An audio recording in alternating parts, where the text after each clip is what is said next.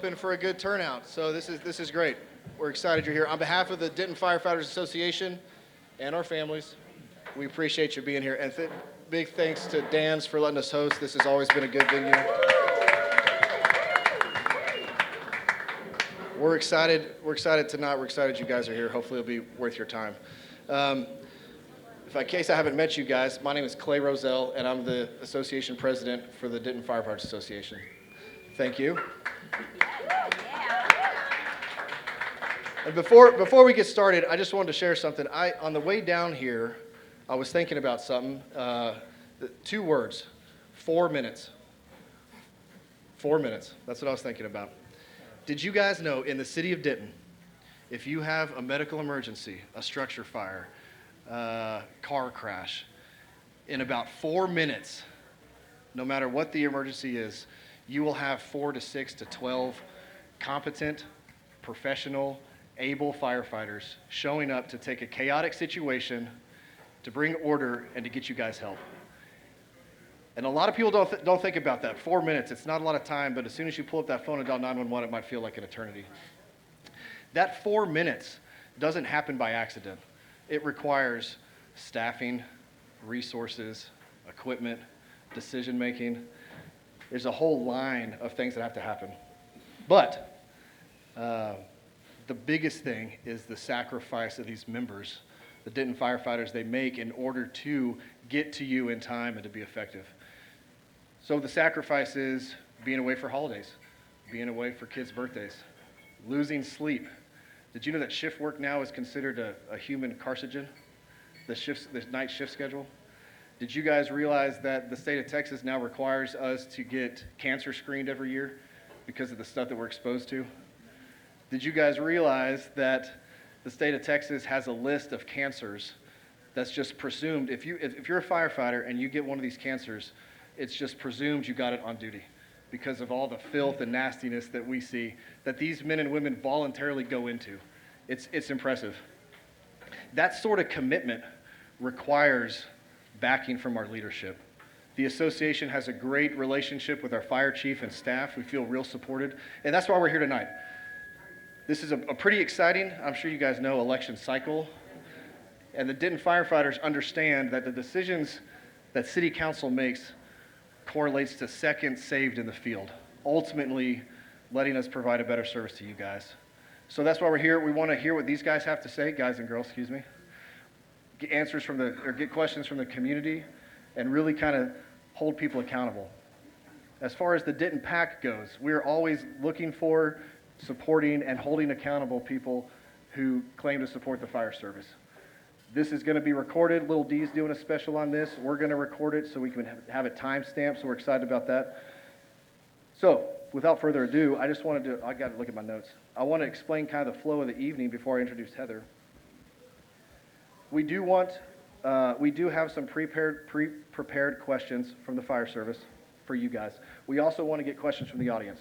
So on your tables there, or around there should be some 3 to 5 note cards. If you have questions for the candidates, fill those out and either find somebody with a Maltese Cross t-shirt on, and we'll do our best to get to all the questions. We'll do our best. I really want to respect you guys' time, get out of here by 8 o'clock. So we're going to do our best. With that being said, we'll put those. So we have a true pleasure tonight. One of our own, Heather Anderson, she's a bee shifter. She's graciously volunteered to come and MC this. So once again, thank you so much for being here. It matters, your presence here. We appreciate it. And I'm going to turn it over to Heather. Well, thank you, Clay. Just a little bit about how this is going to go down. He did talk about a little bit of the flow, but candidates, to let you know, we want to respect everybody else's time as well with your questions. I will be giving you time constraints. For instance, I'll let you know when you have 30 seconds left. I don't want to cut you off, but I will. That's what we do. No, I'm just kidding. We're here to have fun, too. We want to understand where your stance is. So this is going to be a great time. And Angela, I'm going to put you in the hot seat first, okay? I'm going to give you a little bit of an opportunity to introduce yourself and what you are running for. What is your platform, okay? So you have just a couple minutes to tell us a little bit about who you are. Perfect. Thanks, Heather. I appreciate it. I have to tell y'all, I am a person who doesn't usually get nervous in front of a crowd. I teach public speaking for a living. This is kind of what I do. It's my jam. But tonight, I was feeling the butterflies when I was on my way over here, and I was sort of in my own head thinking, like, why? Why am I feeling nervous this evening? Why is this particular audience making my tummy a little floppy in there? And I thought about it quite a lot, and I thought, I think it's because, I'm always interested in making a good impression, but I'm particularly interested in making a good impression to this audience. And I'll tell you why. I am a middle-aged mom of a 10-year-old with 2 baby boomer parents. And about 5 years ago, because of my mom's health problems, my parents moved in with us. So now I share a house with my 73 and 75-year-old mother and father. My mother has pretty complicated and chronic health problems. My father is her primary caretaker. I'm the backup plan. And a couple of times in the last 3 years, neither of us were able to help her. And we had to pick up the phone and call 911. And the units that responded to our house were so impressive to me that they took a moment where my mom was very confused, my father was distraught, I was stress level over the top. These incredibly professional men walked into our home, took control of the situation, made my mother feel at ease, put her in a place of comfort, which then allowed my father and I to both feel more comfortable. I was so impressed by their professionalism. I was so impressed with how quickly they were able to assess the situation and provide her what she needed in that moment. But I was most impressed by their kindness. In both of those situations, my mom was pretty confused, and she was not being very nice to anyone. And those firefighters and paramedics who came into our house that day, and EMTs who came into our house that day, were so kind to her and really made her feel comfortable. So I think when I thought about coming to this particular group of folks to speak, that desire to make a good impression was more present in my mind because they had made such a good impression on me. And I really wanted to kind of return the favor and show you my best side tonight too. So just a little bit, thank you for being here and coming and being interested in what we're talking about. Kind of 4 things that I have on my agenda and why I ran for mayor. First is one that I think we probably all share, is that I have a real desire to take care of my neighbors. I grew up in Denton, this is my hometown. This town did a lot to build me. It is a big part of how I developed my identity and how I came to know my sense of self was developed right here in Denton because of the community. Up through my adult life, I was kind of in and out of Denton over time, and then we had a kid. I was like, oh, well, we're going to definitely have to move back to Denton if I'm going to raise a child, because I needed him to have similar experiences that I had growing up. So that's my first reason that I want to be our mayors, because I want to take care of neighbors. I also, second reason is about my hometown pride. Like I said, I'm a Denton girl, 1992 graduate of Denton High School. I will say I bleed purple and gold. It was the only high school in town when I graduated, so there was no competition. And I'm a 2-time grad of University of North Texas, go Mean Green, and I now am an adjunct professor there teaching communication.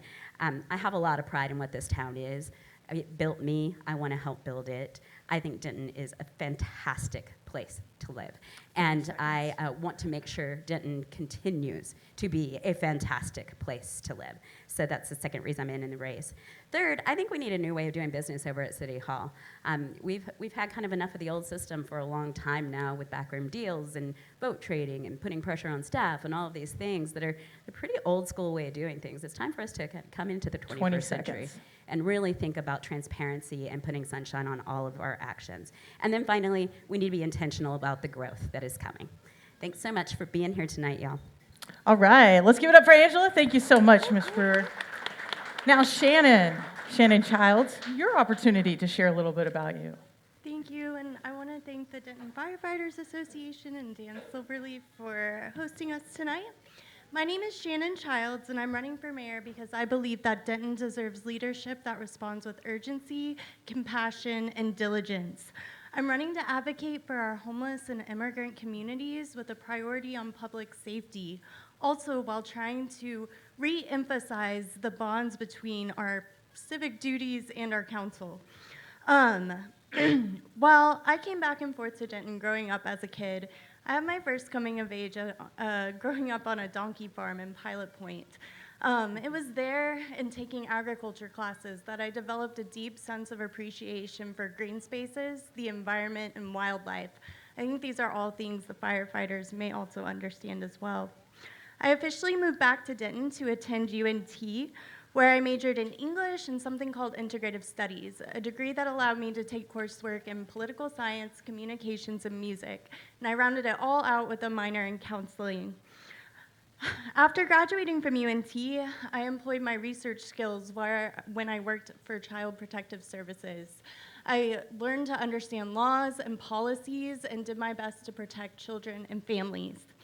I then decided to transition into the world of higher education, where I've played fundamental roles in fostering student engagement and student success, both through working at NCTC and in my graduate program at Texas Women's University. I now work for a nonprofit providing casework services to underserved students, both at UNT and TWU. Advocacy, community, and integrity are core parts of who I am. And I think that maybe some of us here feel the same way. I wanted Denton to have the opportunity to elect someone who doesn't just hold these values, but demonstrates these values every single day. All right. Thank you, Ms. Shannon. Just to give y'all a heads up, okay, our candidates up here. You see this gentleman sitting over here, big guy right here with his hand? He's got the paddles. Don't worry, he's not going to come up here and beat anyone with them, but there is a yellow one. Let you know when you have 30 seconds left. I'll try to remind you as well, and the red one is just when time's up, okay? All right, let's move on down to Mr. Chris Watts. Sure. And how much time are you giving us? About 4 minutes right now. 4 minutes. Oh, my goodness. Great. That's an eternity in Man, y'all's that's- world, right? that's great. Absolutely. Although the crowd did not like that one. Better watch yourself. They might throw things. I'm sorry. Sure. Well, I just want to make sure that I stick with the program because I don't want to get slapped in the head with a paddle. So anyway, my name is Chris Watts. I'm running for mayor. I served as your mayor from 2014 to 2020. I've been in Denton for 60 years, all my life. Graduated from Denton High in '79 when it was the only one in town. Worked at Sonic Drive-In for 10 years through high school and college, and it really did the trick. It got me an education, a good education. Came first-generation student at North Texas twice over, have a master's degree in counseling education. Went to law school when I was older, in my late 30s. I got a law degree, passed the bar the first time. I don't know what I would have done if I didn't pass it the first time, and some of the lawyers in here understand that. But I did, so I practiced for a little bit, but it was an invaluable education and just personal experience, and really transformed me because it really led me into my community service. When I was at law school, I volunteered for CASA as a court-appointed special advocate, and was an advocate, and some of the stories that you hear and some of the things that you experience are just heart-wrenching. Why am I running for mayor? Because I think we need a change. Folks, a lot of people are up here going to say, we got to make a change. We're at a crossroads. The city is not at the crossroads. It's in the ditch. So what you're going to be asked to do during Election Day is to figure out and to decide who up here is best suited, has the best skill set, has the experience, has the track record to basically get us out of there. I've served on the city council for 14 years, 6 of those being mayor. And I will tell you a really interesting story with the firefighters. When I was a district rep, we toured all the fire stations 1 through 4 at one time. And it was dismal. And I remember in the old Fire Station 3, we couldn't even get new equipment into Fire Station 4. And I remember in Fire Station 3, we're all gathered around there, all the council, all the firefighters, and who was it? Anybody at that meeting that's here, firefighters? Anyway, yeah, there you go. So he can attest that this is the truth. I stood up and I apologized because the conditions that they were experiencing, being those that help us, that come to our aid, was not right. We had not taken care of them. And that sort of embarked us on a program to rebuild all those first 4 fire stations. We had a Fire Station 6, a Fire Station 5, and I've had to use those EMTs and personnel just within the last month or 2.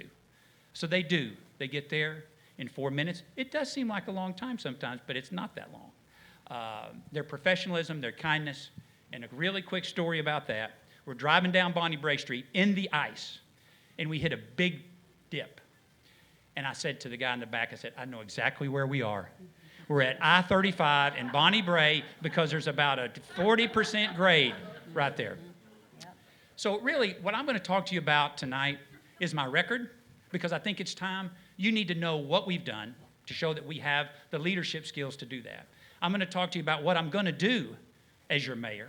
I'm going to talk about other people's record, or maybe the lack thereof. I'm going to talk about what leadership is and what it's not.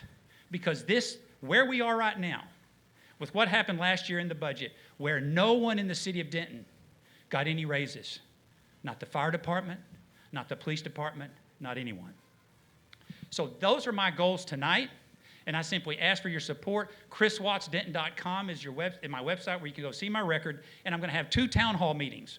March the 19th at North Lakes Recreation Center from 6:30 to 8:30, and April the 13th at MLK Junior Center, Rec Center, from 6:30 to 8:30. Keep a track on my website and my Facebook, and you'll be sure and see updates as those come along. Thank you very much, and thank you for being here.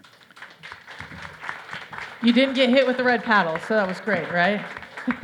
All right, our final gentleman at the end, Mr. Brian Beck. Thank you very much. There we go.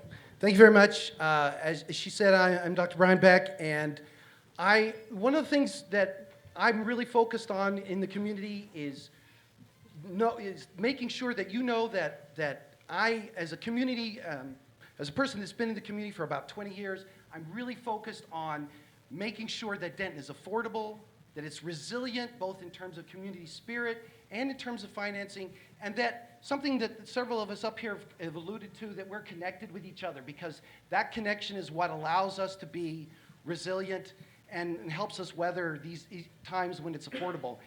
And we really can't be having some of the business as usual that we've seen in the past. I'm a biology professor. I've been active for about 35 years, studying problems in biology. I've been here in the community for about 20 years, raised my family. And in that time, it's going to come as no surprise that my focus on council has been those things that relate to this area of science and biology. I've focused on health and the environment, sustainability. I've been one of the major advocates for clean power, clean water, affordable parks and green spaces across the area. In fact, I led on trying to get a state park out of Hartley Field. Beyond that, for the community, I have led on, a few years ago, we had an unfortunate instance where there were some that decided they wanted to think for you. They wanted to decide what was the appropriate way of you raising your children, and there was a push to control what kind of materials could be at our libraries. I led council to make sure that censorship and the support for the libraries was first and foremost. We are a academic town. We have library science. We have the community libraries, DISD libraries, and it's important to make sure that these bastions of community support are maintained. Beyond that, I've focused on those kinds of economic development issues that are unique to Denton. Things like arts and jazz that has really changed the trajectory of my children's life, making them musicians instead of scientists like me and my wife. Things like redeveloping the Fine Arts Theater that languished for years and now is coming back and will reinvigorate downtown. On top of that, I focused on individual values and individual freedom. And so some of these things are like the non-discrimination ordinance that make sure that this is an inclusive community, so that value that we put first and foremost in our key priorities for the city is supported.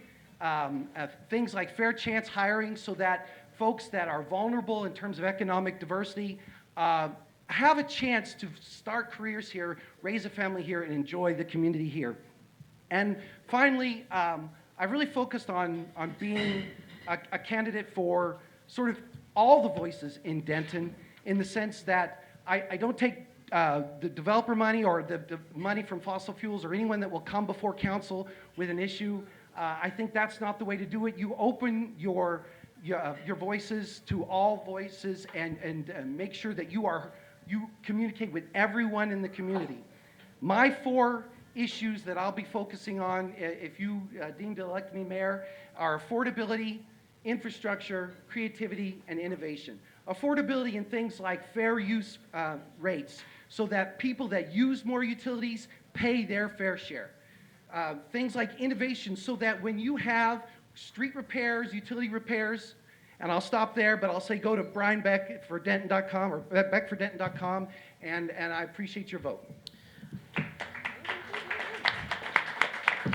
All right, I just want to remind you in the audience again, we do have note cards out there, so if you have questions along the way that you want to hear, write those down. If you see one of the gentlemen that have a cross on their shirt, hand that to them so we can bring it up here, okay? So keep that in mind. These questions that we have, we're going to get going. Candidates, you're going to have 2 minutes, okay? 2 minutes to answer each one of these questions. That way we can get through them and hopefully get some from the audience as well. And again, we do have Craig sitting over here. He's got the paddles. He will beat you. Not really. Maybe. Give him another beer. He might. Just kidding.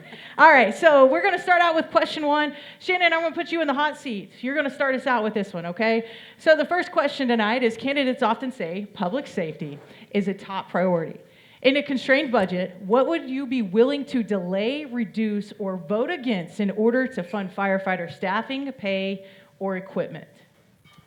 Ooh, that's a really good question. I think something we need to keep in mind, if you look at some of our past consent agendas, you'll see like these really random, weird, like structural fees that don't really make any sense. And I think we need more transparency onto where the money in the budget is actually going to. So one of the first things I would do would be to assess that. As far as what else we would potentially pull back on in order to fund public safety, I do think that requires resident input as well. I want to be sure that I'm clear. I don't think that it would be wise to just suddenly start pulling back certain expenses, just like we saw with the elimination of our after-school Parks and Rec program and the impact that that's had on families. I think it's really important to consider, additionally, ways we can gain and leverage money and finances, whether it's through new developments, the land that we have that often sits empty and is not built on. And I think that, it's hard because staff morale, it seems, is at an all-time low. And so you don't want to impact any of those areas where, it's just going to continue to be depleted. And so I think, some of the other areas that we could potentially consider cutting back on are looking at, just some of, sorry. I'm scared the paddle's coming for me. Just maybe some of the recreational investments that we've been looking into. I don't want to detract from the arts, but if there's things we need to shift around in order for our public safety officials to be able to do their jobs, that just must be a priority. Thank you, Shannon. Chris, I'm putting you now. Same question, okay? Could you repeat it? I absolutely can. Candidates often say public safety is a top priority. In your strained budget, what would you be willing to delay, reduce, or vote against in order to fund firefighter staffing, pay, or equipment? Sure. Talk's cheap. We don't need speeches, we need solutions. So I've had a track record of supporting our public safety. And there's been 2 things that have happened recently, just recently, that have indicated where some of us are and some of us aren't. Just 2 weeks ago, the police chief was before the council asking to build Fire Station 10, a permanent station, instead of a temporary station because the development was proceeding fast enough that that's what it needed. There was one person that did not support that, and it was my opponent here to my left, because it was not affordable. What you do is you find a way to afford it. Council has to make tough decisions. And plus, also, the developer had committed $5 million towards public safety. So the station would cost $12 million. Bring in the contribution, it's $7 million, because there will be a police station office inside there. Another thing, why have we not provided an EMS lieutenant yet? It's $186,000, $200,000 out of a $2.5 billion budget. So I can't name something specific, but I can tell you right now, I'm committed to do the best that we can for all of our first responders. The police department didn't get anything. They want a K-9 unit. Why have we not done that? It's time to make sure that we take care of the people that take care of us. And when it's something that small, how in the world can we somehow not find it so? A commitment to find that. When elected, if there is not an EMS lieutenant in the budget, I will take personal responsibility for that. I'm just telling you right now. The budget has gone up $1.1 billion since I first left as mayor. 1.4 when I left. It's 2.6 almost now in 5 years. We have to let our actions speak louder than our words. Thank you.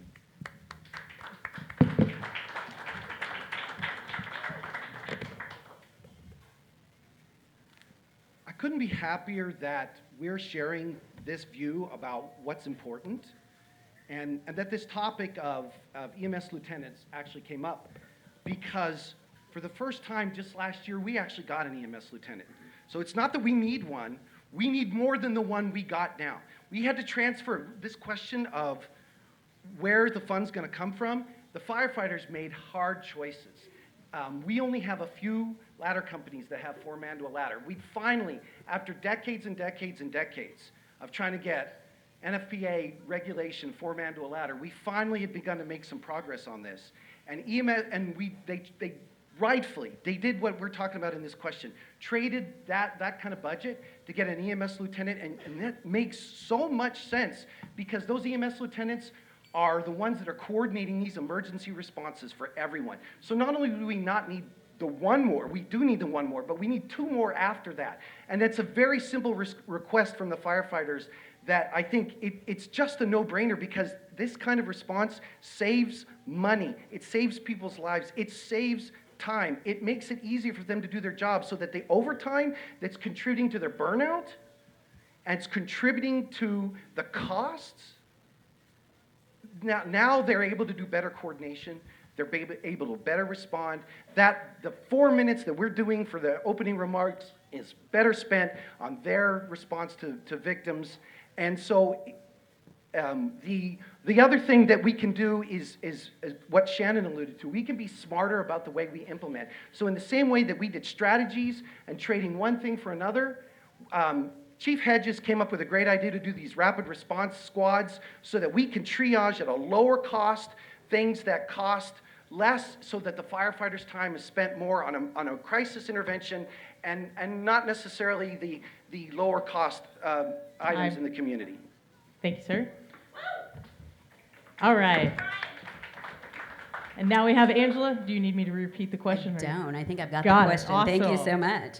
And I think I heard Brian answer it by saying that in order to get an EMS lieutenant, that the fire department had to shift money out of their own budget to cover the cost of that, which I think is unacceptable. Look, I'm the mom of a 10-year-old. We have discussions about wants versus needs at my house multiple times per day sometimes. And it is time for the city to have a really good conversation, not just among council members, but among our community at large about our wants versus our needs. We are a growing community. We are growing by leaps and bounds, and we have to prepare for that growth. The number one priority of any city government is public safety, period.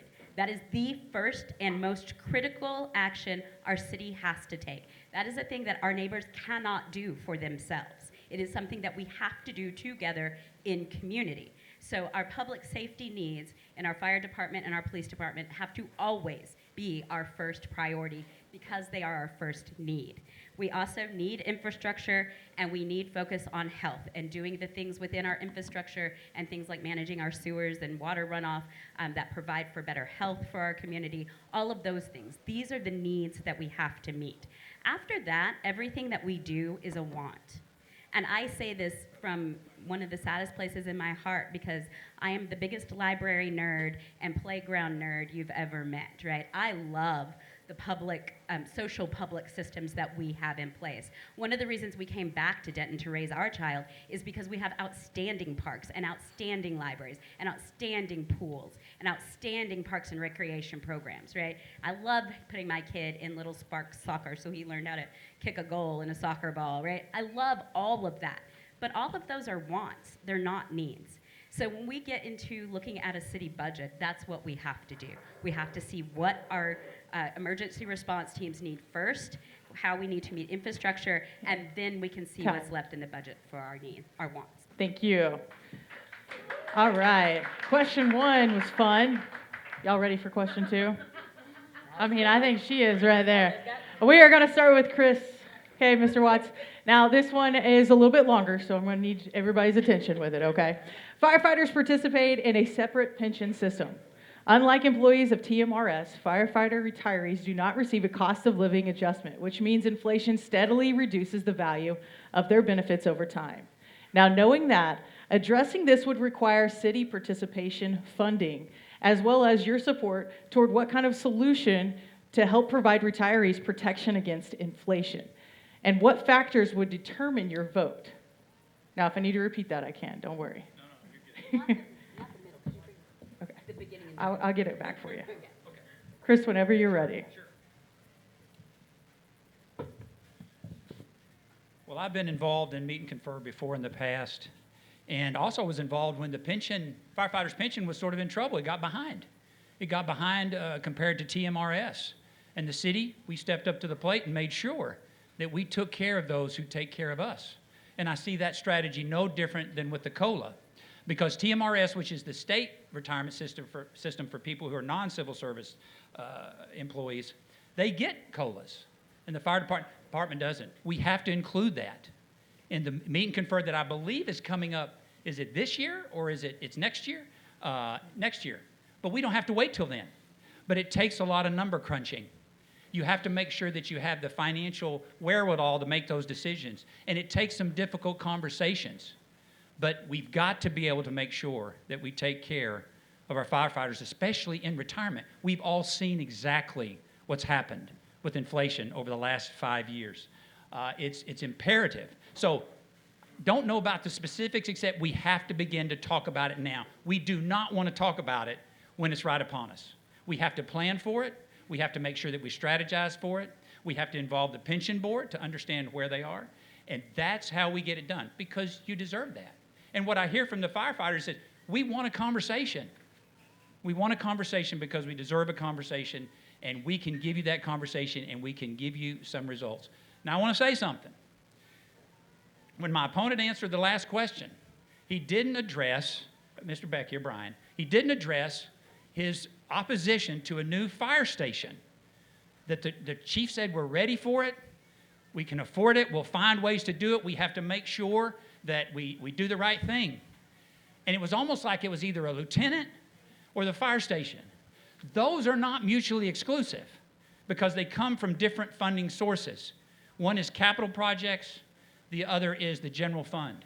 So we can take care of those who take care of us. Thank you.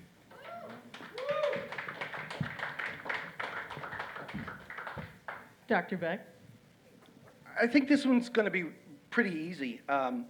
If you have civil service employees, if they are working for the community, regardless whether in water, wastewater, fire, first responders, and especially our first responders, whose efforts, let's be honest, are often these 3 and 4 on and couple off, where they are working tirelessly, I think it's really easy to say, absolutely, we need parity with every other civil service employee. If there is cost of living going up for retirees, it's a no-brainer. We should treat all civil service employees with equity, with fairness, and with parity. It needs to be the same. So we'll need meet and confer obligations and discussions to iron out the fine details, but this is a no-brainer. I will agree to it right here at this table. There's absolutely no reason that you should treat any civil employee any differently than any other civil employee. It's one of the things where when we're looking for those kinds of smart budget decisions and we're trying to figure out how to pay for those retirements, and when we can come in and make sure that we're not putting new capital on projects that can be paid for over the long time at the expense of the workers. So it's important that we don't put the equipment, and in fact, on my council, we were one of the first councils that actually agreed to pay for all first responder equipment needs for both fire and police, rather than have them pay it out of pocket. None of you should ever pay out of pocket to work for the city of Denton.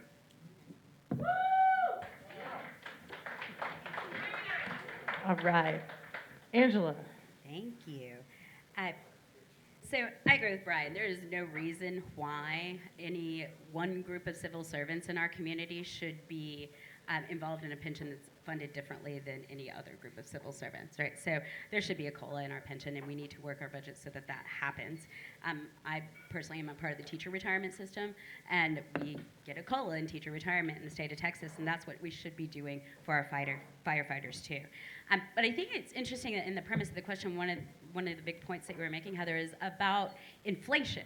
And inflation being a big problem for pensions, and that's absolutely true, and we have to keep up with inflation. But it made me think back to what Clay was saying at the beginning of our session tonight about the healthcare concerns specific to this group of folks. This group of civil servants actually have maybe higher needs for our dedication than other civil servants do.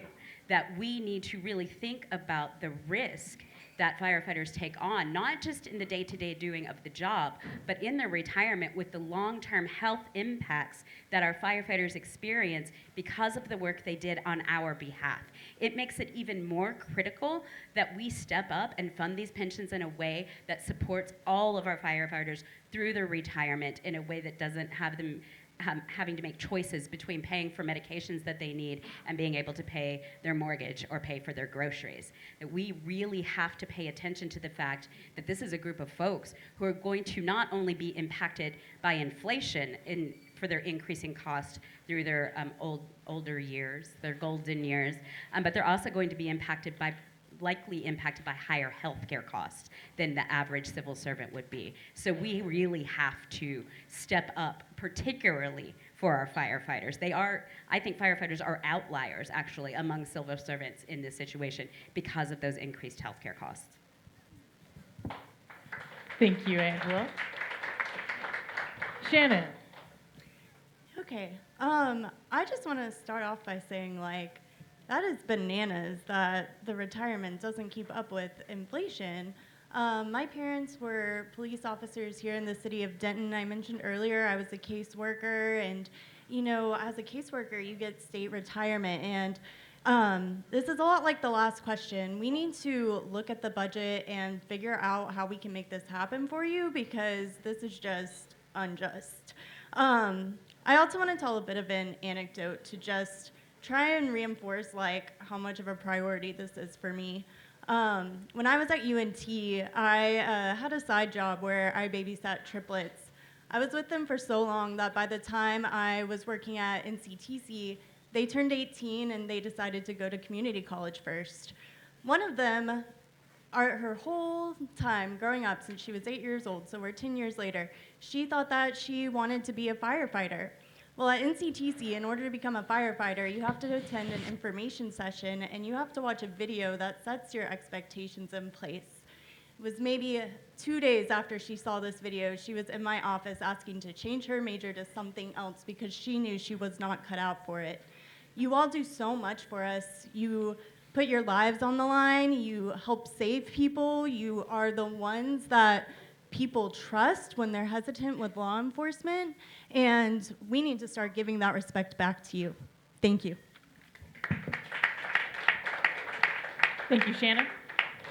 All right, so question number 3. Again, audience, keep in mind, if you do have questions that you're thinking of, we do have note cards. Write those down, and then we will get them up here, okay? So Dr. Brian Beck, we're going to start with you with this question. City leadership has said financial forecasts require holding compensation flat this past year. If those projections later prove over-conservative or inaccurate, where do you believe accountability should rest? And what would you do differently as mayor to ensure employees are not repeatedly placed in that position?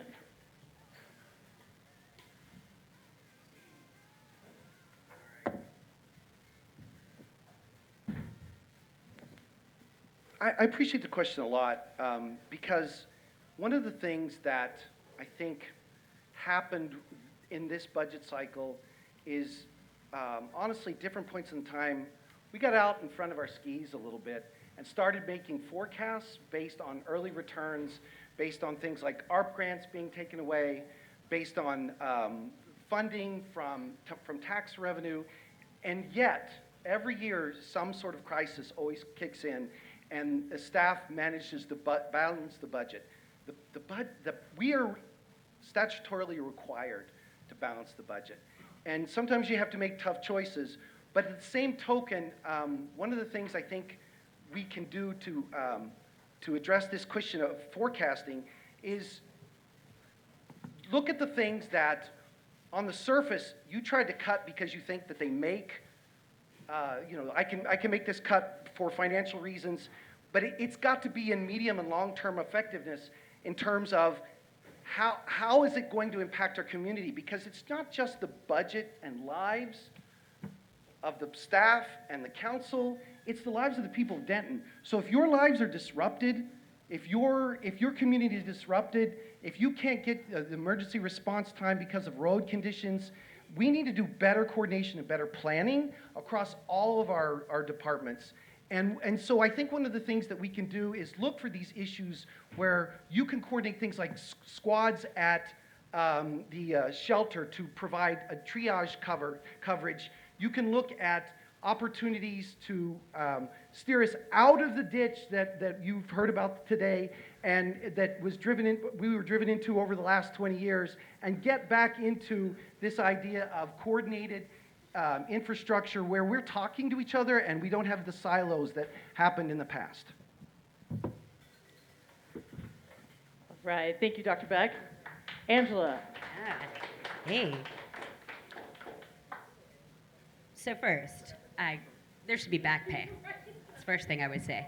If we get to the end of the budget year and the forecast was too conservative, then I think we should have back pay. Whatever that raise should have been that we didn't do because of conservative budgeting, we get to next year and we realize there's money left in the pot, then that needs to go to the folks who work for the community, work on our behalf. So that's the first thing. Second, I think we need to use multiple forecast sources. So when we think about forecasting economic changes, either growth or shrinkage maybe, we need to use multiple sources of information as we're putting those forecasts together. Take in information from lots of different sources. So you're tapping into some that are kind of doom and gloom forecasts, that everything is going to be terrible moving forward and our economy is going to crash. And then maybe some that are a little more Pollyanna and rosy and more optimistic about where the economy is going. Have multiple sources of information that are informing that forecast so that we have a better chance of coming in on target than if we are only using one or two forecasting properties. And then third is thinking about what are other communities doing. I am a big fan of we don't need to reinvent the wheel. I think we need to do more effort in our community to look to what other cities are doing to solve these problems and figure out which parts of what other cities are doing could be helpful to us here in Denton so we don't have to come up with new strategies and ideas all the time. So how are other cities that are very successful in projecting those forecasts, how are they coming in with accurate forecasts? What sort of tools are they using? What kind of economic plans or plots or then graphs and charts and all of those things are they putting together in these other communities that are being successful that we could then adopt into our own policies? Thank you, Angela. Shannon. Absolutely, I can repeat that. City leadership has said financial forecasts require holding compensation flat this past year. If those projections later prove overly conservative or inaccurate, where do you believe accountability should rest? And what would you do differently as mayor to ensure employees are not repeatedly placed in that position? Okay. Well, I think first and foremost, accountability starts with the council. We need leaders who are willing to own their mistakes and work hard with their Denton residents to make up for those mistakes. I guess I'm going to be 100% transparent. I'm a little unsure about the second part of the question. With all of the new development going in and our lack of preparation for that new development, for example, Craver Ranch, the new HEB, I'm just hesitant to see how there could be an under-resource when it comes to those things when I feel like we don't have the infrastructure in place as it is. We need teachers, we need more fire, we need more police, if we're going to be able to sustain these new developments.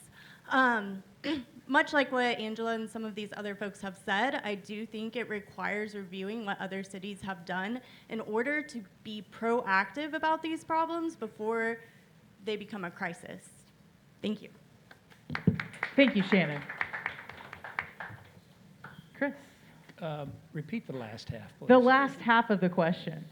If those projections later prove overly conservative or inaccurate, where do you believe accountability should rest? And what would you do differently as mayor to ensure employees are not repeatedly placed in that position? Well, I've been involved in 14 budgets. I don't think we've ever had a budget that was projected to be $14 million in the hole. And at the same meeting that occurred, and we implemented when I became mayor, after Todd Hyman got elected, a new process of the budget process where we take the no new tax rate, we make sure we've got our expenses covered, you take the new value. It's pretty complex. We got to change it. Because at that meeting, there was also another figure that was mentioned, that we'd have a $2 million or an $8 million budget deficit for the current budget at that time, a real deficit. You know what the deficit wound up being? 0. It may even be a surplus. Something is desperately wrong. And I'll tell you what's wrong, because when I watched that meeting, no offense to anybody here, but it stops at the council. It's not from 20 years ago. My gosh, if you're blaming things from 20 years ago, come on. That's not very mayor. That's not leading. There were no questions asked when this staff stood up and said, there's going to be a $14 million budget deficit. If that's the case, we need to start having conversations sooner. They're having conversations right now about the budget at the staff level. We can't afford to have that. And how are you going to know if there is a surplus? Because what we do is we take managed vacancies and we say, oh, we're not going to hire people because we've got them budgeted. When that number came out, decisions are made on a $14 million budget deficit projection. Decisions are made that harm people. And something has got to change, and we will go through the budget process. It will start immediately when I get elected. We are not going to have a repeat of that, because what do? You can't go back and give people you can. We're going to raise taxes then. But we've got to change something different. And it's not 20 years ago. It's not 10 years ago. Each budget cycle is a different cycle. Thank you. Thank you, sir. All right, Angela, we're bringing it back to you, okay? Are you ready? I think so. All right. The next city council will play a key role in hiring a permanent city manager. What qualities will you insist that person demonstrate regarding labor relations, public safety investment, and keeping commitments made to employees? Man. You said I was in the hot seat earlier with the first question. This is the hot seat question. I appreciate it, though, because this is one of the most important decisions that's coming up for the city council that is elected this May. We need to hire a new city manager, and that city manager needs to be the right fit for the future of Denton. So thinking about labor and public safety, I am eager to look outside of our city and see who has been fulfilling these kinds of roles and been strong proponents of those needs that I was talking about earlier. Folks who manage cities where they have robust public safety systems in place and well-supported public safety in place with both our first responders on fire and health concerns and our first responders among the police. I also want to see a city manager that's coming in with real experience in saving city culture.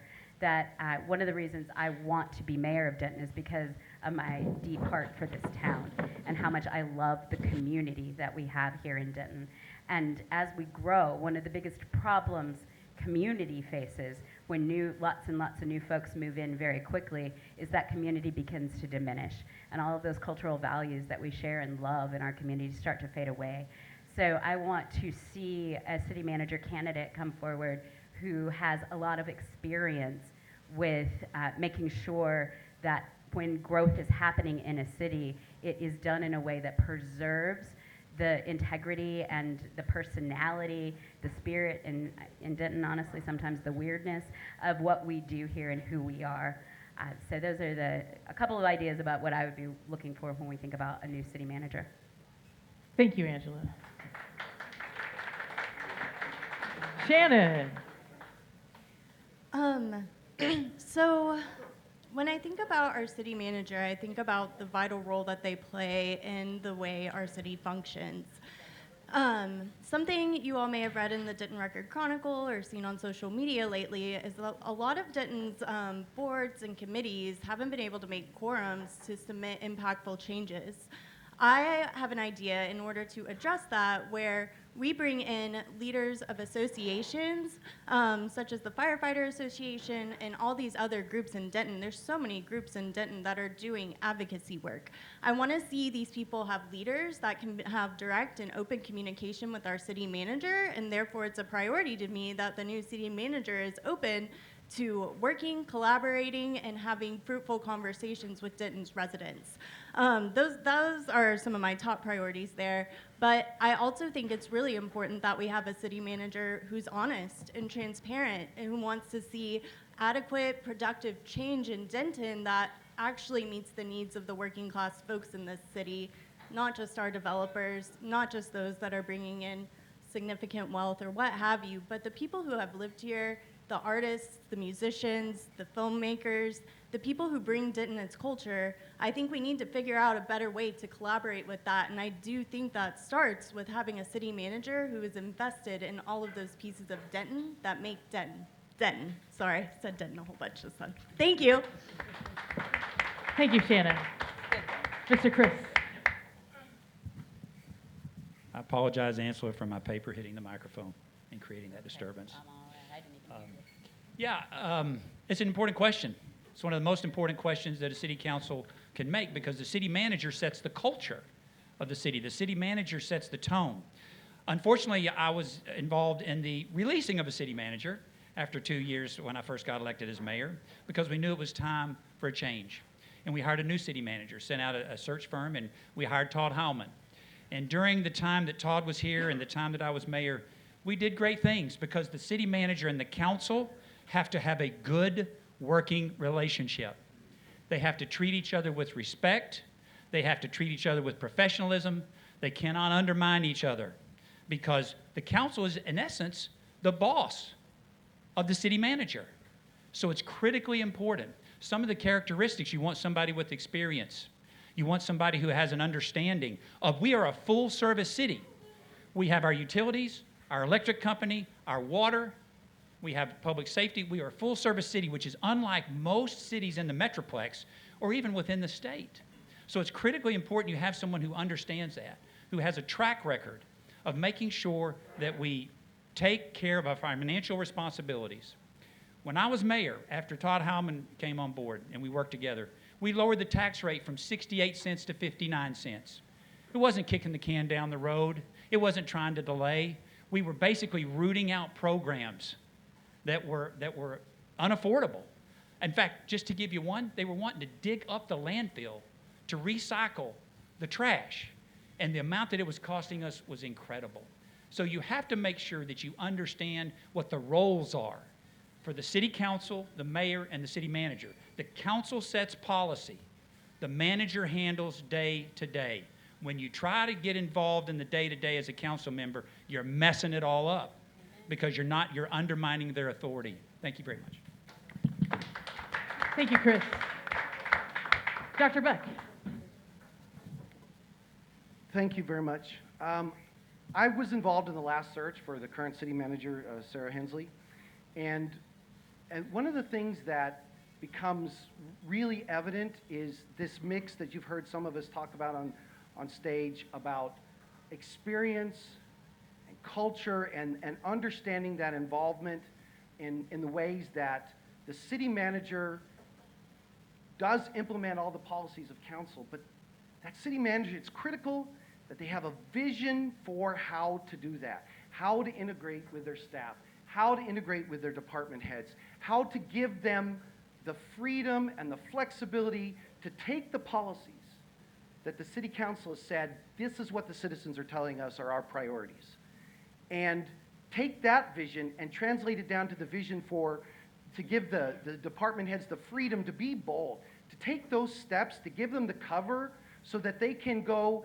and take those steps that in a city like ours, where we're full of people that have come out of MPA programs at UNT and the other universities in the Metroplex, where they are literally cutting-edge experts, it's time to let those kinds of ideas and nuance and program not languish on the shelf for 20 years while we finally get around to it, but to give them the freedom and the flexibility to try to implement council's directives in new and innovative ways that match the college town that we are. We've got NCTC, we've got TW, we've got UNT, we've got LaGrone. There's a way that we can establish these kinds of pipelines so that the newest ideas are on the street sooner, more efficiently, and cheaper, and maintain the culture of the city of Denton. Thank you, Dr. Beck.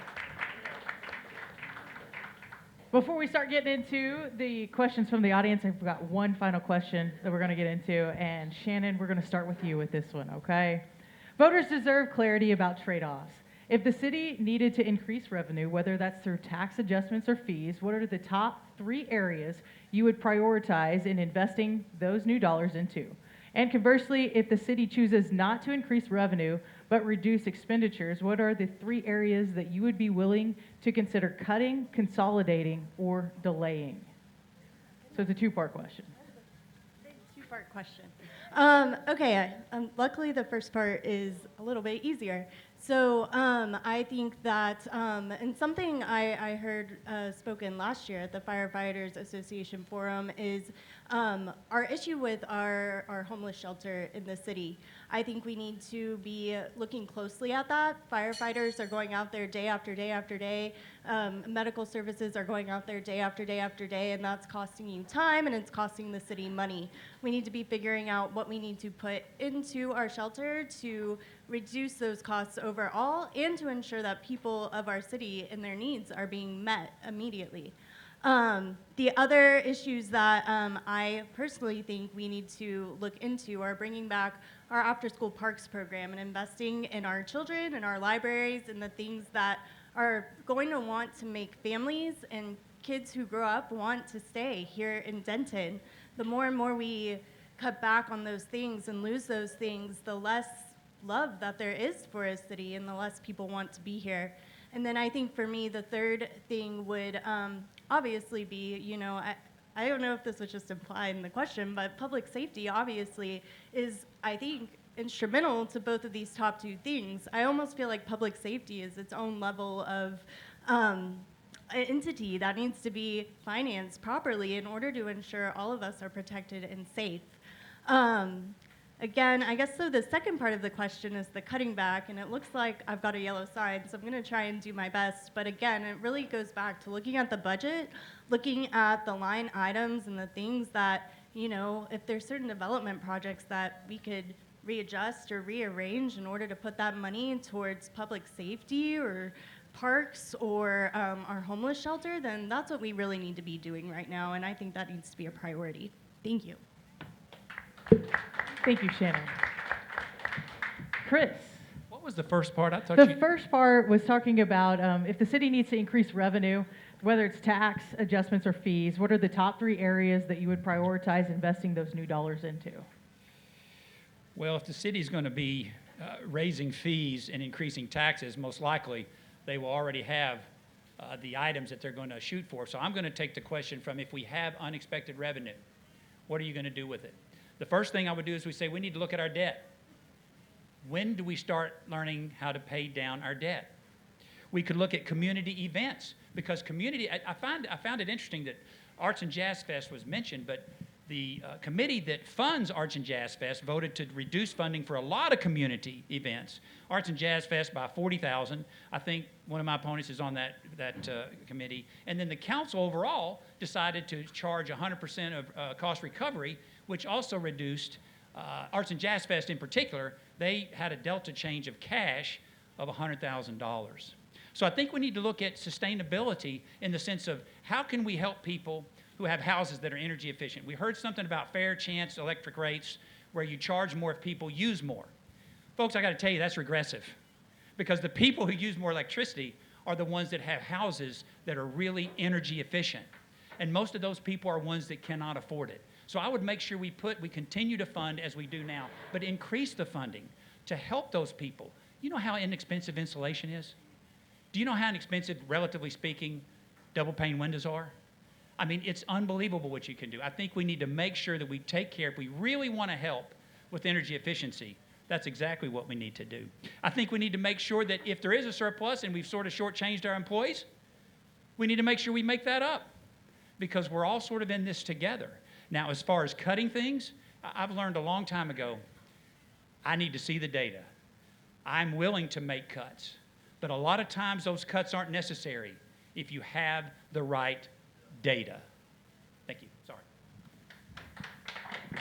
Thank you, Chris. Dr. Brian Beck. Well, I'm super stoked that Chris agrees with me about fair rates. And it's one of the ways you implement something like that is the way you stretch dollars further is to tier those rates so that you end up charging people a fair use for fair rates at larger levels. And then one of the things this council put in place was taking ROI and franchise fee revenue and literally putting it into the Green Cents program.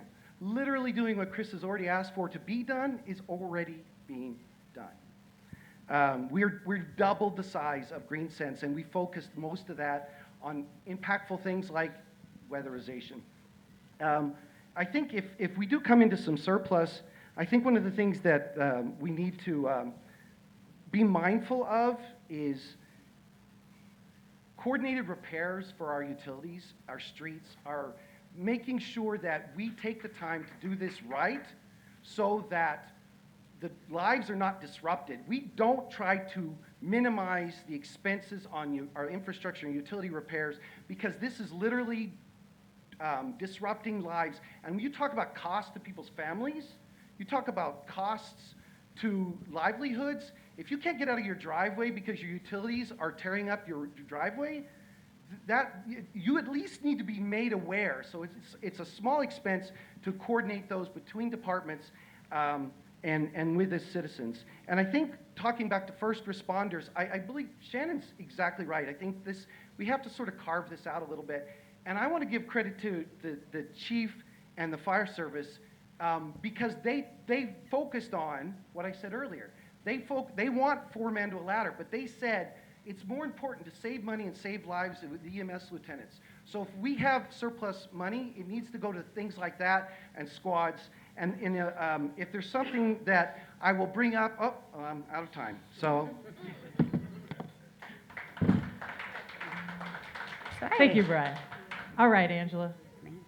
So I hate sounding like a broken record, but we get back to that list of wants versus needs, right? And I think when the new council starts in May, or maybe June, I don't know, we'll see how this goes. But I think one of the first real conversations we need to have, not just among the council, but among the community at large, is making the list of the wants and the needs.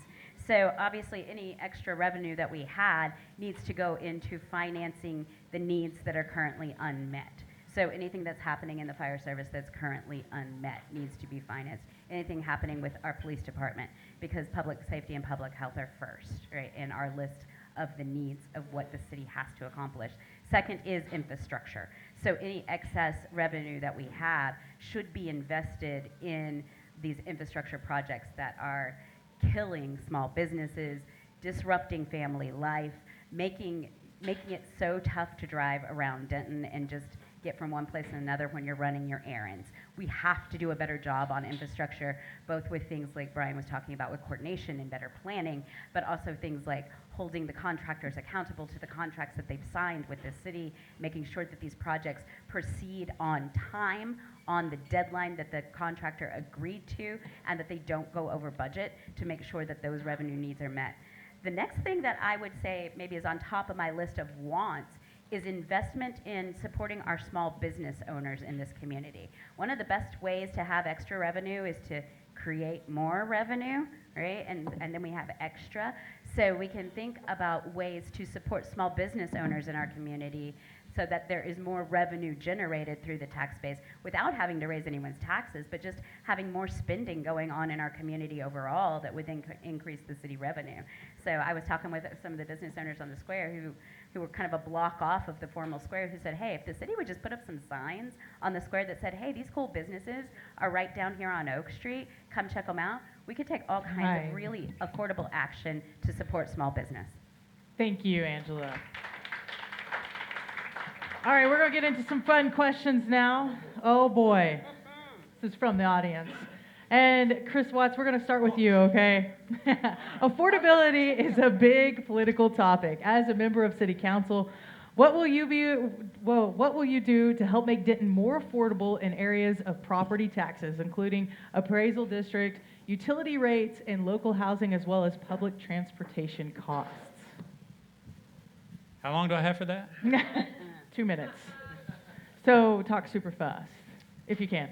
Okay, sure. We'll speed you up. Affordable housing, affordable rents. I made my proposal 3 years ago about how we do that when the city's spending millions of dollars and not getting anything returned at the lowest income levels. Now, I know my opponent, Brian, at the last forum, he said it's the mayor's fault because they appoint the board members at the Denton Housing Authority. Clearly, he's not really that aware of that. We do appoint the board members by state law. Once that happens, we're done. In fact, to the point, I went down to the Housing Authority board when I was still mayor to beg them not to approve a project, and I voted against it when it came to council. Do you know that there's $5 million in ratepayer money, electric ratepayer money, that's getting thrown in the trash? Seriously. It was at the June 3rd work session, 2025, at the DME presentation. Because we're not reselling, we're not even having a conversation to resell renewable energy credits on the open market, which is legal. Somebody said it was fraud. It's not fraud. Nobody asked a question. And we had a 25% rate increase the year before in utilities. We've got to have a comprehensive conversation about our energy costs, our renewable energy costs, what are the different ways that we can improve that, because housing costs and utility rates are the two biggest budget items in people's households. So the affordable housing bond program was $15 million that was passed by you all, the voters. Nothing's been done. There's been no conversation about how to spend it. There's been no guidelines about who gets it. So look, folks, as I said, I'm going to try to get specific. We're going to take up that fund, that bond fund, and see what can we do, have a community conversation with it so that we can take a more direct approach to actually making a difference in affordability instead of pawning it off to organizations who have no accountability. Except what, to the mayor? Well, I would think you would want more accountability with the city, which is exactly what I was offering. So thank you. Thank you, Chris. Brian, Beth? I appreciate that. Let's start with utilities, because my opponent started there. And unfortunately, I think my opponent is forgetting the Denton Renewable Resource Plan, where the community decided back when he was mayor that we would be 100% renewable purchases of power, wind and solar, now battery as well. And that is what we would purchase. That was the vision of the community. If you sell RECs, what it means is you are abandoning that process. You are abandoning that promise. You are saying to yourself that I'm going to double dip on electricity and double dip on it again and sell it again. You turn it into, instead of being a proxy for utilities so that they can actually deliver on green energy like everyone in the community wants, you turn it into just a commodity that is meaningless and does not contribute to sustainability of our future that we all voted for back when my opponent was mayor. One of the other things that we can do to increase affordability, and I'm glad we're talking about rates. I mentioned it before. I'm going to beat on this. We can set our rates to be tiered at much broader levels, just exactly the way we're not inventing anything new. This is how we do water. We have 6 levels of water tiers. We can do that same sort of thing for utilities. We can, for renters, we can look at price-fixing software that is keeping vacancies artificially high using computer algorithms. We don't need to be having those rents managed in that way. We can work with contracts for the city to make sure that those kind of price-fixing software doesn't go on. And we can, instead of trying to kill buses and use that 5-cent sales tax in some other direction, we can absolutely use it to increase transit-oriented design and have more buses for the people of Denton. Time. Thank you, Mr. Beck. Angela. Yes, ma'am. So housing and energy, as Chris said, are the two biggest costs for most families in Denton. The third largest cost for a lot of families in Denton is child care. That is an issue that we really need to look into in our city, and providing more resources for child care for working families in our community has got to be a priority going into our next budgeting cycle. Currently, we have a city that in the budget cuts decided that cutting after-school programs offered through our Parks and Recreation departments was the right choice to make, that was a good way to support Denton families. I strongly disagree and cannot wait to get a majority on council that is ready to bring back affordable childcare options for our community through our Parks and Rec department, and looking into other options that are available so that we can help support working families in paying for childcare. Because when you have a kid, it is expensive. When you have 2 or 3 of them, childcare becomes almost impossible, and a burden that even outweighs energy in some families when there are multiple children. And then on the issue of transportation, which then for a lot of families, that's their fourth largest cost after childcare, is thinking about transportation. If you're a family that has to have 2 cars, and you're paying those car payments, and you're paying the insurance, and you're paying the gas for all those cars, you're really in a problem. We're fortunate in my family, because we share a house with my parents. My family, my husband and child and I, are able to be a 1-car family because we can borrow my dad's car if things get too hairy in our schedules. But most families don't have that option. So if you have 2 working adults in a household, you very often have to have 2 cars because there's no other way to get to work in this town. We have to do something to address that. And it's not just families that are hit by this cost of transportation in Denton. It's a lot of single folks, a lot of folks who are college students or who are in our service industries and in our retail work that's going on in this community, who can't afford to have a car at their house. They need to depend on public transportation, and we're not offering it. Thank you, Angela. Shannon. I really appreciate this question. I know affordability is a loaded question, but at the end of the day, working with underserved students, affordability is my job. It's about finding our community connections and leveraging those connections to ensure that everyone in Denton has access to them or is at least aware of them. For example, just yesterday, I met with someone who's been staying at Our Daily Bread, and it was her birthday, and I was able to take her out for her birthday, where I learned that she'd been struggling to find a job. I was able to connect her with a resource that not only offers career coaching, but offers financial planning as well. These services exist in Denton, and what we don't recognize is that so many of us need those services to know what our next step is. We're really lucky if we've been able to manage this far, but I think even some of us in this room right now need to recognize whether or not that is sustainable. And y'all might not like this part of what I have to say, because I think one of the biggest ways to maintain affordability is to organize as a community. The city council can't cap our rental rates, and yet I sit in an apartment surrounded with empty apartments all over. And so these spaces exist, and yet it seems to me the answer has been, let's build, build, build, build, and then the cost will come down, down, down. Well, that's simply not what's happening.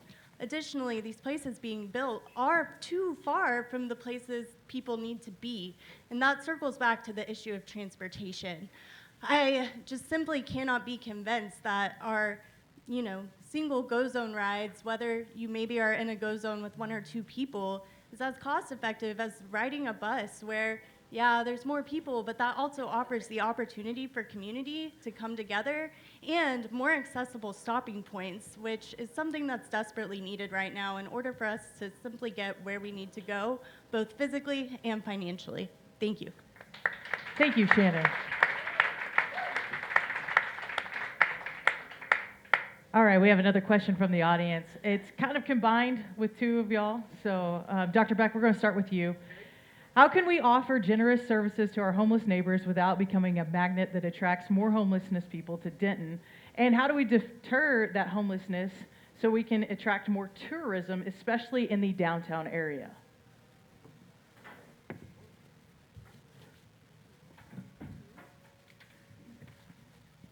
I think this is one of these really important key questions, and I'm glad that whoever submitted it did. there's a couple of things that we just sort of danced around it in some of the earlier ones where we talked about housing affordability and making sure that low-income, vulnerable populations that haven't been served by market rate housing, we heard a little bit about Shannon saying that earlier, are adequately served with organizations that support 30 and 50% AMI housing so that these things truly are affordable. Why is this critical? So that if you're struggling, if you're vulnerable, if you have to make a choice between medical and car and transportation, that you don't have to make that choice. You can stay as an asset limited, income constrained, Alice type household and not drift down into unhoused. The other thing so we need to help with supportive services at the Alice level. And on top of that, we need to work on supportive services for those folks that are most vulnerable. They're coming out of the shelter. We need full wraparound support services so that as you transition, as you get your life back in order, that you're not going into emergency crisis mode that the fire service or the police have to handle, that is the most expensive kind of coverage in our community that could possibly be, but you're being diverted into resources that are pennies on the dollars compared to what y'all have to charge with your $1 million vehicles. And we need those $1 million vehicles, but you shouldn't be forced to do crisis response for wraparound services. And I think there's a way that we can focus these things. And I'll be honest with you, we just need to own the fact that Denton, as the city service center of the county, is leaving money on the table by not just owning the fact that we are the source of all the services or the bulk of the services in this area. We need to own that and pick up the money from the federal and state levels. Time. Thank you, Dr. Beck. Yeah. Angela, bringing it back to you. Awesome. I am really glad someone submitted this question because it's really one of those questions where we are put in a position to evaluate or to really think through two ideas we want to embrace, right? Like, we are good neighbors. We want to support the folks who are experiencing homelessness in our community. We want to do the right thing by these folks. But we also want a downtown that is attractive and draws folks in, not just from our community to come and visit, but it draws people in from all over the DFW area, increasing that revenue that we were talking about in that last question, right? So it really positions us to think about the complexity of this issue. The fact that we are here in Denton, in the center of our county, and we do have some excellent resources to support our neighbors who are unhoused right now. We do get other folks who come into Denton or other communities around us who send folks to Denton in order to use the services that we have. So I think one of the first things we have to do is really work with our neighboring cities who are dropping some of their unhoused folks off in our community to be cared for, work with those cities to help get some finance and some money created to support the folks that they're dropping off here for us to care for. I do believe we have to stand by caring for our neighbors who are experiencing homelessness, though. I serve on the board for Interfaith Ministries here in Denton, and Interfaith is a nonprofit organization that's been in our community for almost 40 years, and the goal of Interfaith is actually to prevent homelessness. So we try and step in families who are experiencing financial crisis before they've lost their place to live, but they're really struggling and they might be on the verge of it. I think that we have a lot of other nonprofits in our community. They're doing excellent work around taking care of and providing those wraparound services, counseling, and casework for our unhoused neighbors, but they're not always well coordinated with one another. I think there's an amazing opportunity for the city to play a role right now to bring all of these nonprofits together in collaboration to really do this work well. Thank you, Angela. Shannon, do you want me to repeat that? No worries, I got you.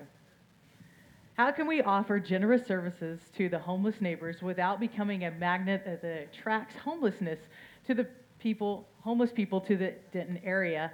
And how do we deter the homelessness so that tourists can thrive throughout the city, especially downtown?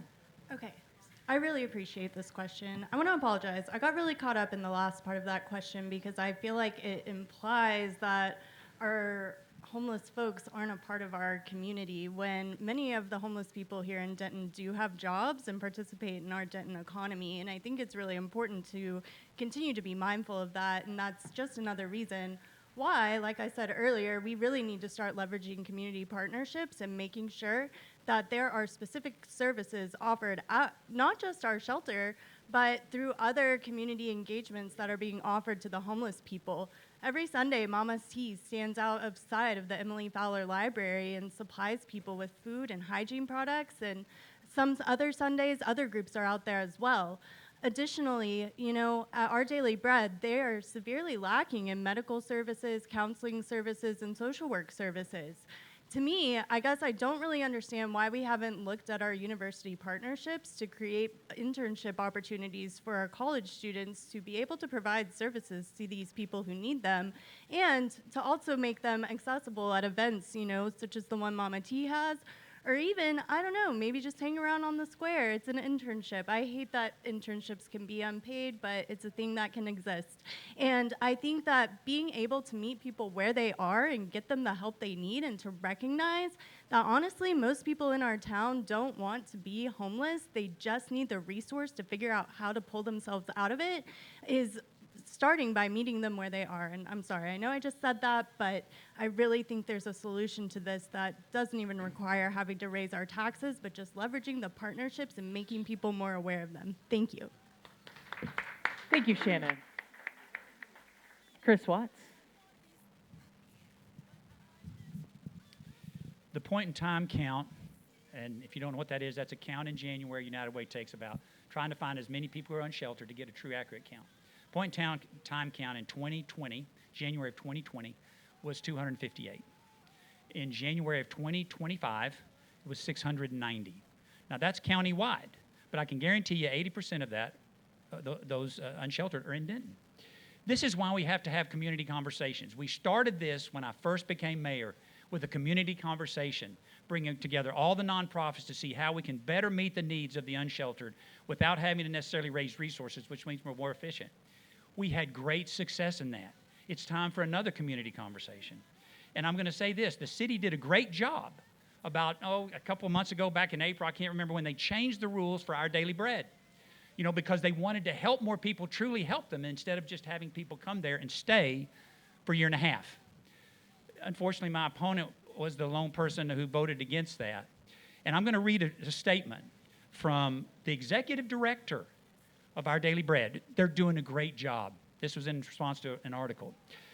It says, so we can't continue at this pace, meaning just having as many people here, not really giving them any services, not really trying to help them get on their feet, just have a place. We will run out of money. We will not be able to serve our community as we have done for 25 years. Do y'all hear what that's saying? If we'd have kept going the way that it was planned, they would have run out of money, and the shelter would have either closed or the city would have had to come up with about $1 or $2 million to try to keep it going. And we had made some good decisions about beginning to set the boundaries. We've got to have a community-wide conversation. These are not simple issues, and we're not going to solve it given our opinions. And I'm going to tell you, it's important to have community conversation, because on the last answer about renewable energy, and that we've already decided that was a conversation of one. We have not had that conversation on the city council. Thank you, Chris. Back to you, Angela. We're coming back with more questions from the audience. Now this one's short, okay? Yeah, take a deep breath. How will you cut spending to reduce the tax load of Denton citizens? Yeah, and it's a great question, and it's reapproaching some of what we've talked about earlier, and now I'm going to be a broken record again, talking about needs and wants, right? And so thinking about how we're spending money is probably the single most important job the city council does. The function within our city government of us coming together, putting our tax base together, and deciding how to use those funds. That we have to really focus on meeting our needs first. So our public safety needs, our health needs, our infrastructure needs have to come first. The things that we like and we really want to have that make us a vibrant community come second. And so if there have to be cuts made, then we have to go into those list of wants. My hope is if we do better work on supporting small business, if we get creative with the ways we increase revenue in our community, we're not going to have to worry about these kinds of budget cuts, that we'll have extra revenue coming into city coffers, and we won't have to worry about making cuts to the wants, that we'll get not only what we need in our community, but we'll also be able to really pour in all of our energy into what we want in our community. Thank you, Angela. Shannon. I don't know. Oh, okay. So sorry.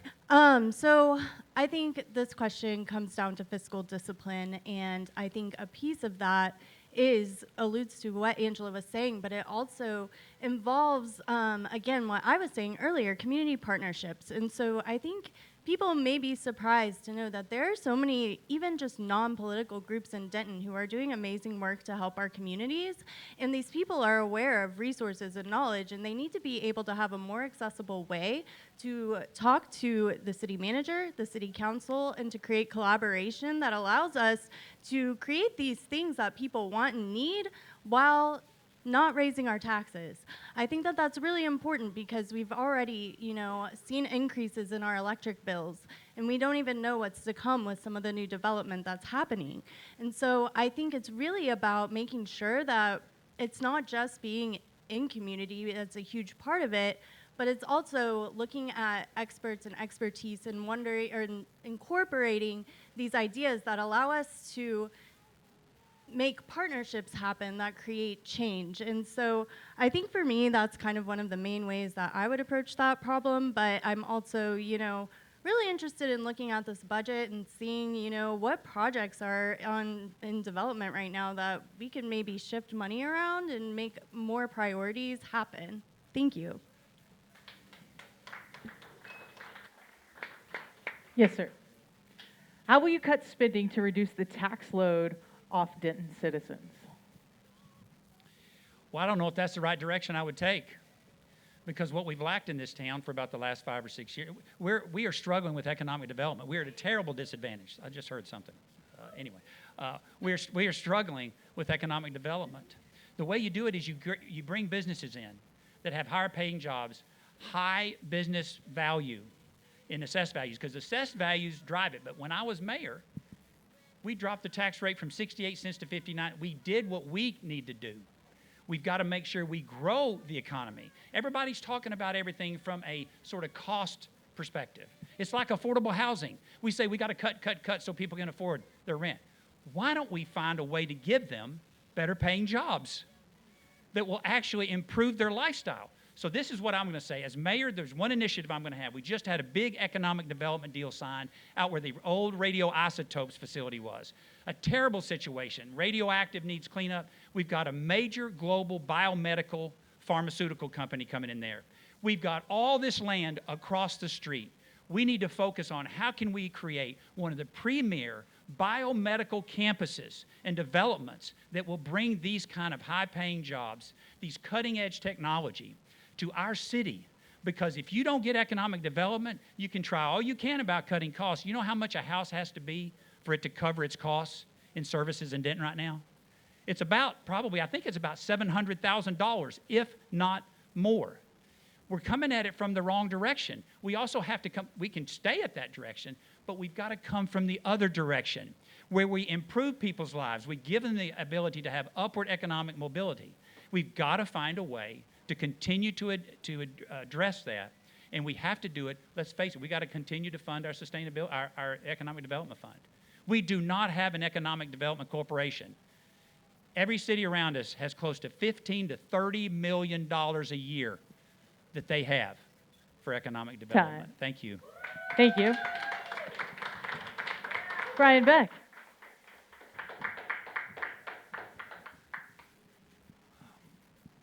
Once again, I appreciate that Chris likes the fact that somebody in biology in bioinformatics and pharmaceuticals actually brought in a company like Novartis to replace that, worked with something that had been off the tax rolls for decades and decades.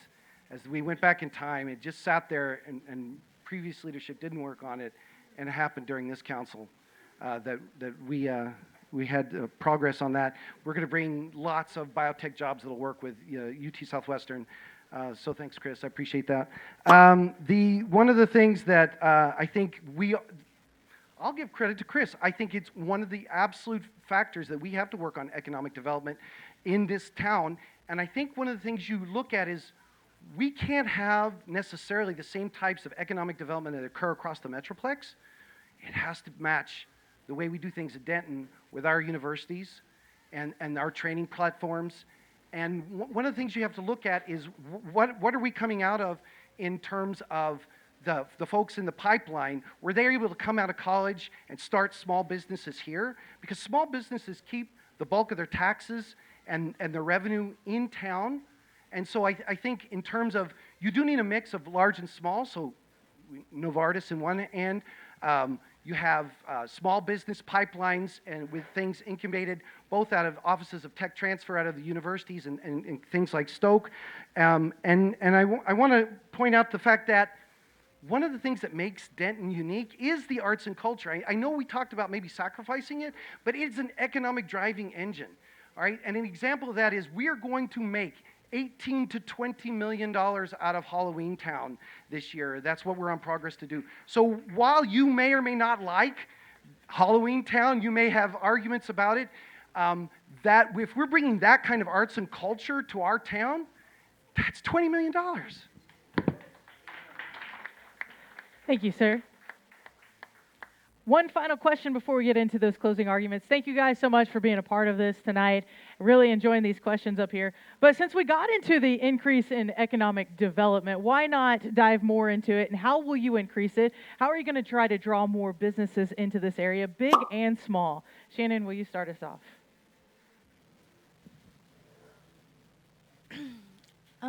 Well, so what I can tell you is that it wouldn't start with data centers for me. I do not think that those bring in jobs to our city. You know, these are billion-dollar companies that employ like 400 people, and most of those people work remotely. We need to prioritize what's happening in Denton.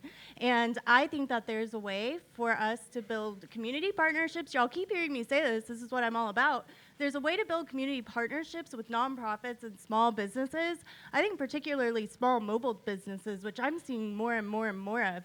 I went to the community market just this past Saturday, and I saw people selling coffee, flowers, bread, nuts, all of the things. And I think there's a way for us to make sure that, you know, our services like Friends of the Family, Serve Denton, you know, some of our other nonprofits, the Children's Advocacy Center, but even our smaller nonprofits like Mama T's Butterflies, Abundance Denton, for them to be able to have a more immediate network to these especially mobile businesses, I think would allow us not only to bring more awareness to all the different groups that we are able to offer in our city, but would also help these businesses flourish more fully and with that awareness. And I think that for me, that's a priority, because I just think if we keep building bigger and bigger and bigger, we're not going to be prepared for the repercussions that that's going to take on our roads, on our teachers, on our police, on our fire. And I think we need to be cognizant of that when we're planning for our future. Thank you. Thank you, Shannon. Chris, back to you.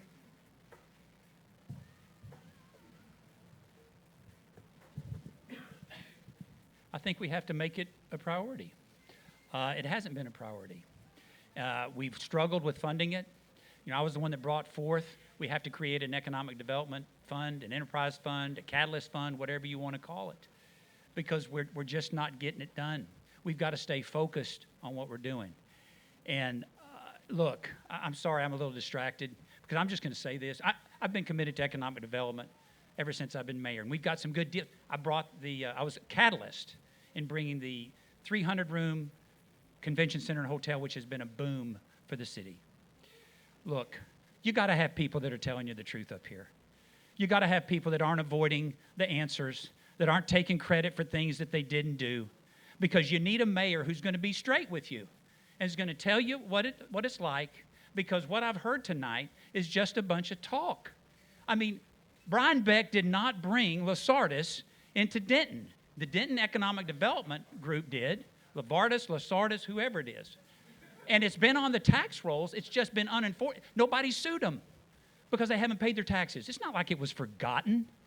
That's a one-in-a-lifetime thing. People worked hard to do that. So I'm just going to tell you right now, it's going to be real from now on. Y'all can get mad at me. You can think I'm being hostile. But you've got to have somebody who's telling you the truth. The truth about renewable energy is double dipping by selling RECs. Folks, it's not true.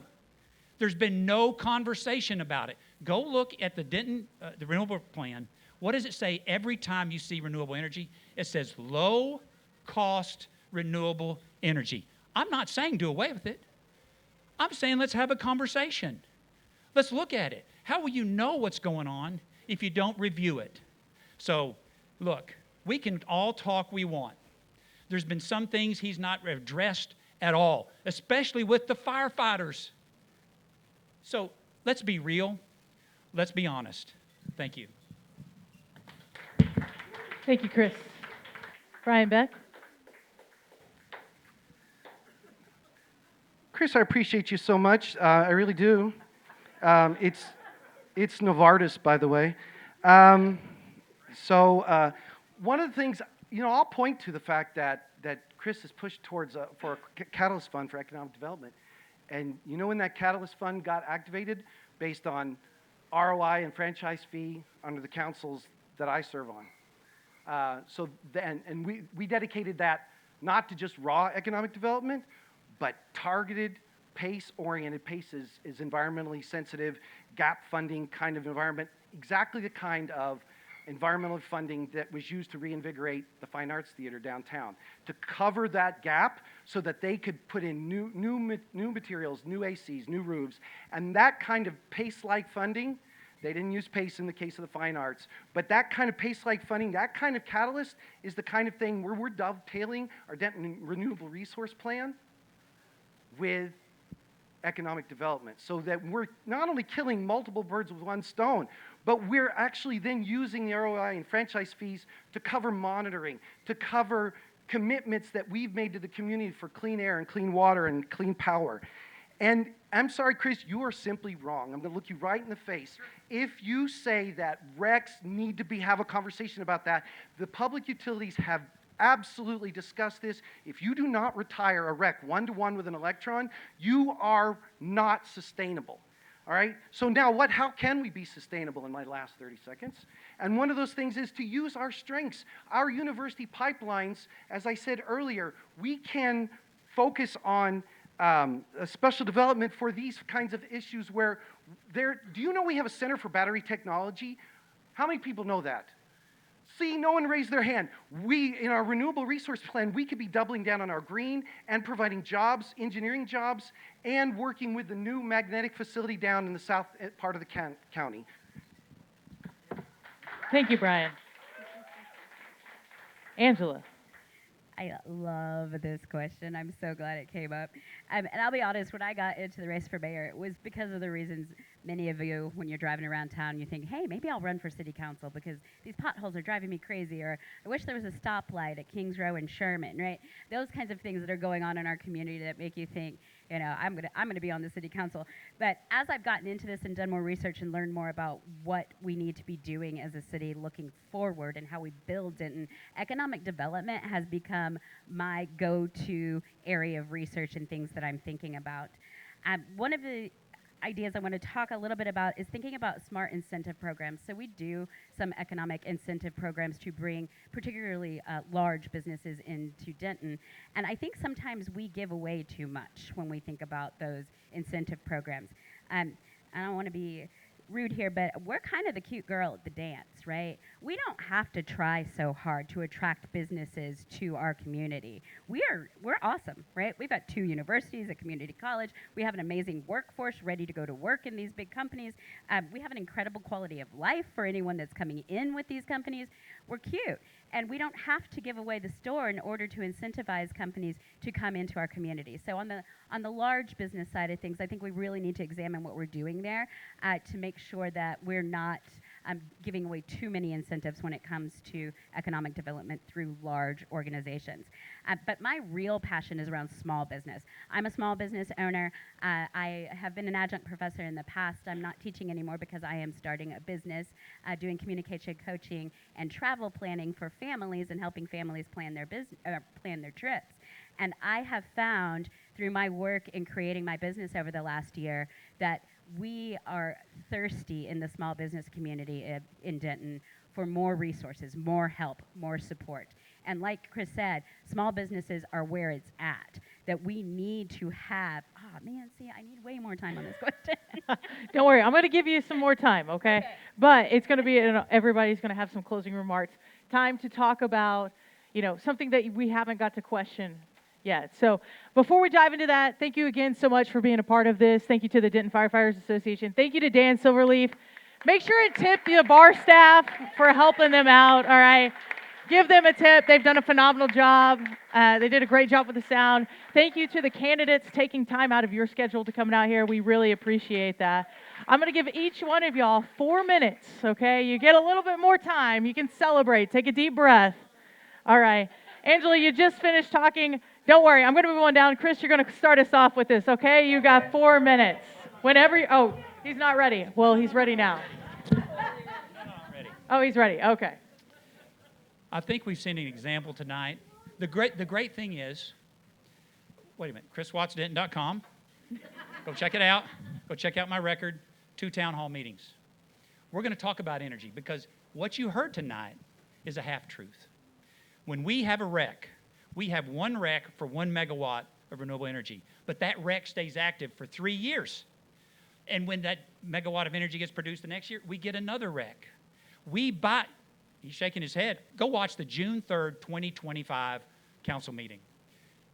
When we buy a REC, then we buy RECs off the open market to maintain our sustainability. We have to buy it. So we're buying them off the open market, but this one-on-one, that's sort of a half-truth. And I'm just simply saying, let's have DME hasn't had conversation. In fact, go watch the work session. The director of DME says, we are not recommending this. We're just telling you it. Nobody asked a question.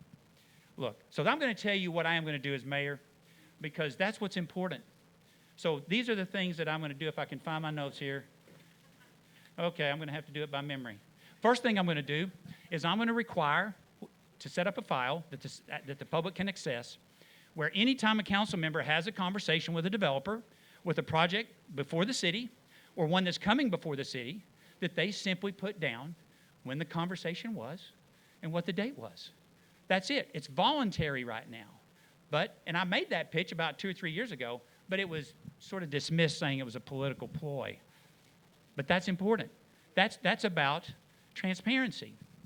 The next thing we're going to do is I'm going to ask for a moratorium that we have no more data centers approved if and until we are able to actually show that the ones that have been approved will perform as they represented they have. You hear a lot of dollar signs. You see a lot of dollar signs in these presentations. I mean, they're saying the city could have an additional $16 million. That's a lot of money. That's a lot of money. But you know what? Has it performed? No. The first one that got approved declared bankruptcy. I'm just simply saying, look, we've got to make sure there's a track record because I think that's what's been happening. We're taking votes that we're really not even quite sure what we're voting on, and we haven't done the due diligence. We're going to set a new budget practice so that we don't run into the situations. My list. I thought y'all thought you were just going to get away from it. We've got to find a way to talk about our debt. We hear a lot about that now. You know, look, we all have our budgets. We all try to make ends meet. We all have debt. You know, one thing that I did is I built a small real estate business based with nothing. I know what it's like to have debt. I know what it's like to try to manage it, to try to get rid of it, to try to use it to acquire and know when it's time to fold. I guess it's know when to hold them and know when to fold them. As mayor, I will give you exactly what I've given you for 14 years. And that is a commitment to listen to everybody.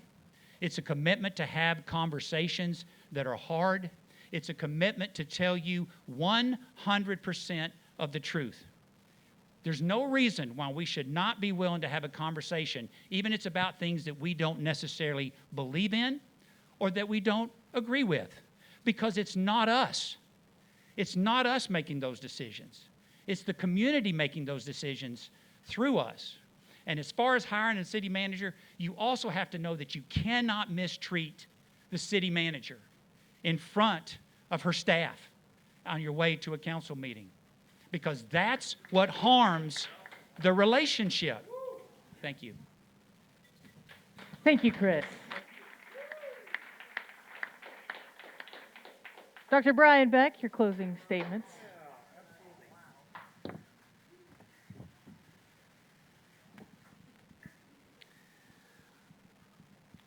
We've heard a lot about absolutely telling the truth. And I will tell you, I've spent my entire career as a scientist trying to divine the truth and convey it to others. I've spent most of the bulk of my time on council meeting with neighbors and making sure that they understood the intricacies of the development code and the utility code and everything else in town so that they could advocate for themselves. So they weren't dependent on getting told a story that they heard, but rather they told their own story. They made it clear what they wanted. And our community has made it really clear that we wanted compatible building practices in some of our historic neighborhoods, and instead we got Park 7 that's just been ridiculously impactful to that neighborhood and drainage because it was sort of pushed through at the time under my predecessor here. We had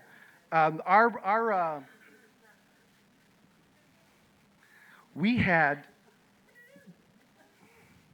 had buses that this mayor right here tried to cancel in favor of an unsustainable go-zone practice that just grows and grows and grows. And it wasn't until he was off that practice that we got our buses system maintained in the city of Denton so we can work on mass transit. And DCTA now adopts a multi-pronged approach for that. It's for the last 2 decades, we've sort of seen the impact that we're trying to dig out from underneath. And I'm sorry, this council has made a lot of strides, but we have a lot more work to do to recover from where we found ourselves with uncontrolled sprawl, green space development, just higgledy-piggledy, and not maintaining the kinds of culture that we wanted in our city. We'll talk, for example, about the Community Partnership Committee. There's another untruth there.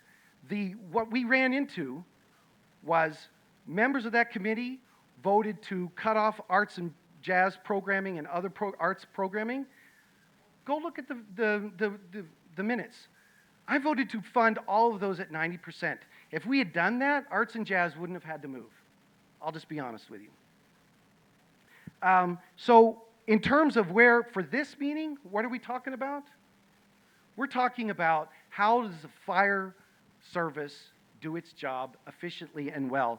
And I will guarantee you that I will support not only the EMS lieutenants that we already got in place, I will support the additional 2, and I will work with the chief to find a way to add more 4-man ladder truck as time permits and as money permits.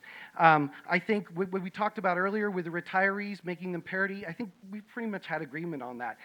And I will end up with it. If you want an affordable community that's resilient, that is connected, then you need to focus on affordability and infrastructure.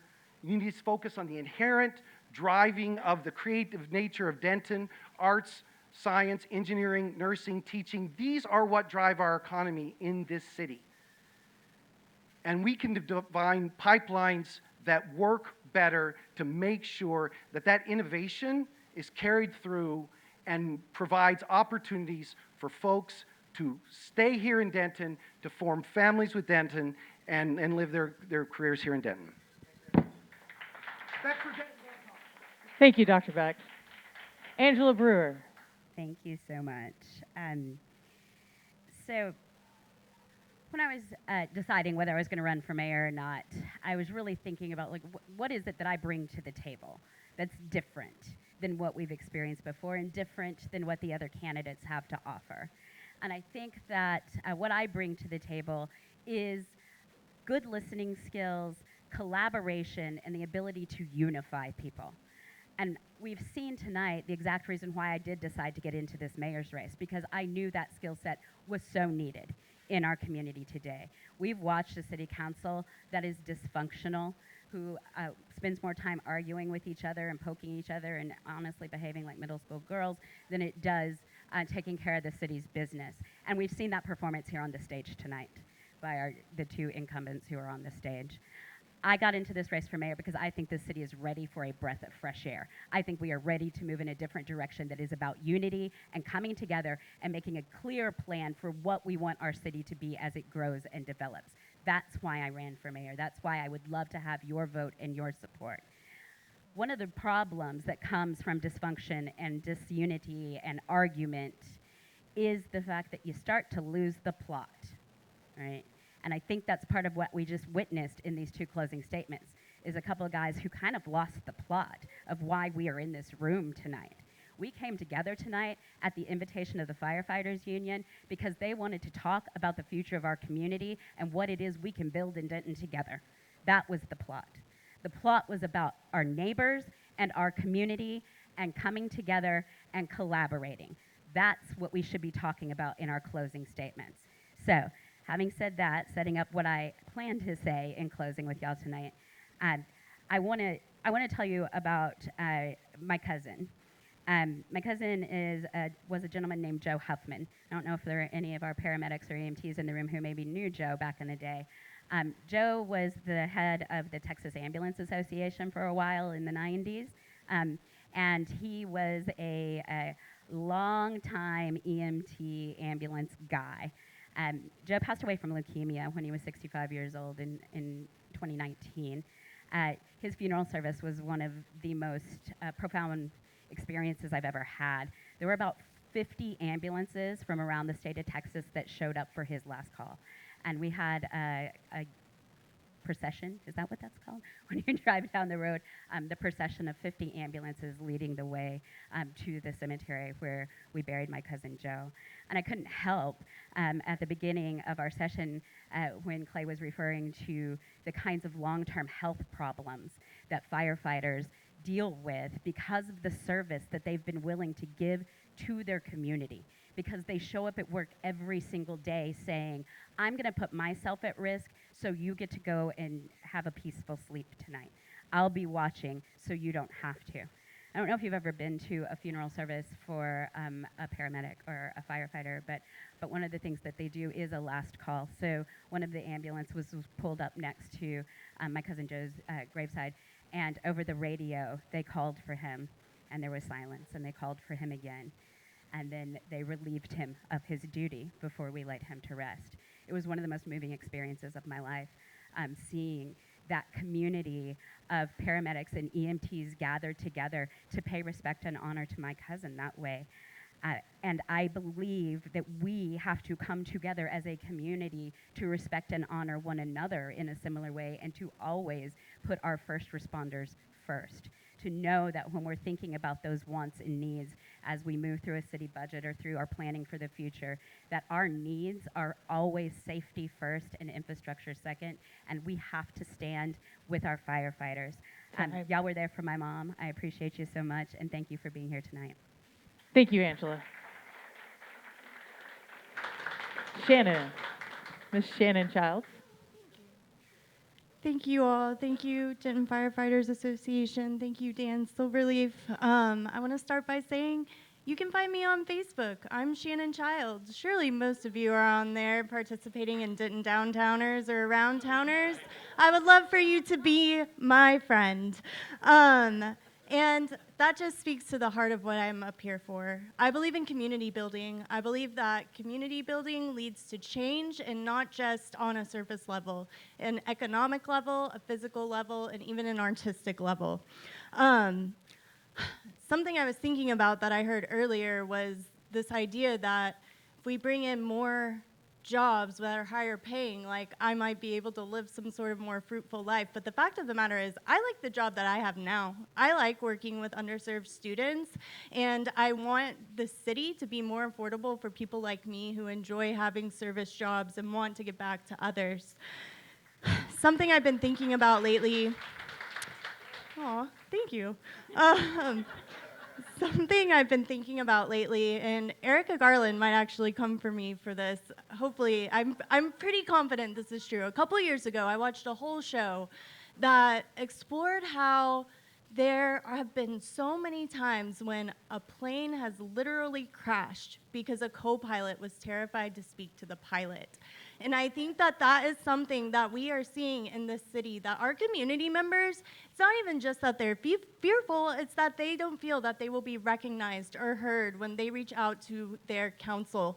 And that's why, to me, it's fundamentally so important to build relationships with community networks that are accessible, not during quorums or board meetings that are held at 2 p.m. when all of us are having to work. We need virtual options, we need evening options, and we need ways to make sure that all of your voices are heard and that the changes you want to see are taken into consideration. I don't see him. I had a little, oh, there's Nick Stevens. I have a fun story for him too. So when I turned 21, it was literally my exact 21st birthday, and I was in this very building right here. I saw a famous musician called Sarah Jaffe, and I think she comes in and out every so often. I haven't seen her in a while, but I distinctly remember, and this is over 12 years ago now, she stood on this stage and we all cheered, and she said, "I love Denton so much." She said, "I miss when I was a Jimmy John's driver in this town." And she was like, "You know what? Y'all are terrible tippers, but you know what? I would go and I would deliver a sandwich and someone would say, 'I can't tip you, but I can smoke you out.'" And you know, I just thought, if that is not the most Denton thing I've ever heard in my life, you know, and I tell that story because Nick led this marijuana ordinance. Sorry, you did that. I saw it. Sorry, it's on YouTube. So what we saw with that, though, was the community coming together through a shared interest. And I know so many of you in this room have shared interests. Let's get us together and let's make those changes happen, just like we've seen our community do for us in the past. That's what I'm here to do. I'm not here to be in the pockets of developers. I'm here to promote art and artists, to create community networks, and to lead with compassion, but also diligence and economic discipline. So thank you so much. Find me on Facebook. Thank you, Shannon Childs. Well, I'm going to invite Clay Roselle back up here. He's got a few statements that he's going to say to us. There he is. Hey, I'm here. Thank you so much, guys. We're trying to maintain, we're doing pretty good on time. A few things. Heather Anderson did an amazing job for the first time. She did great. She could be a DJ. She's that good. She could be a DJ. It's really good. And the other thing is, if you're sitting in the crowd thinking, "Man, I really enjoyed this. I wish we could do this again," you're in luck. A week from tonight, we're going to be doing it again. So 6 to 8 Monday night here at Dan's, we're going to host all the other open council seats. So we're just going to put it on replay, which is going to be awesome. Thank you so much, candidates, for being here. I will say this. Absolutely. One last thing. So after next Monday, we're doing the other city council seats. The following day on Tuesday, we will gather as an association and discuss as a PAC if there's any candidates that we feel like we would want to support. And that support usually comes in the form of manpower, finances, and some other stuff. So we will make that announcement. If we do endorse any candidates, that announcement will be made around noon on Tuesday, and we'll let everybody know. So once again, thanks for coming out, guys. We had a good time. Thanks again. Y'all have a good night. Be safe.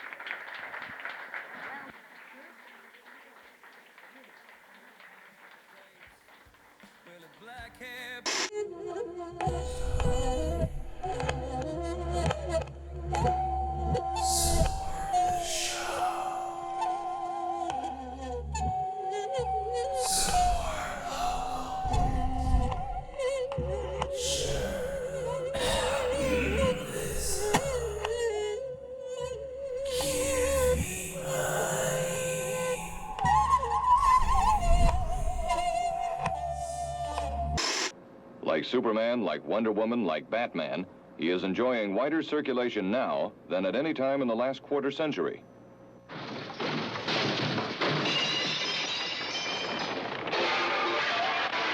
I've come for you, Kingpin. Of course, in the comic book heydays during World War II, at least 600 million comic books were selling each year, under 600 titles. Last year, perhaps 300 million books were sold, under 300 titles.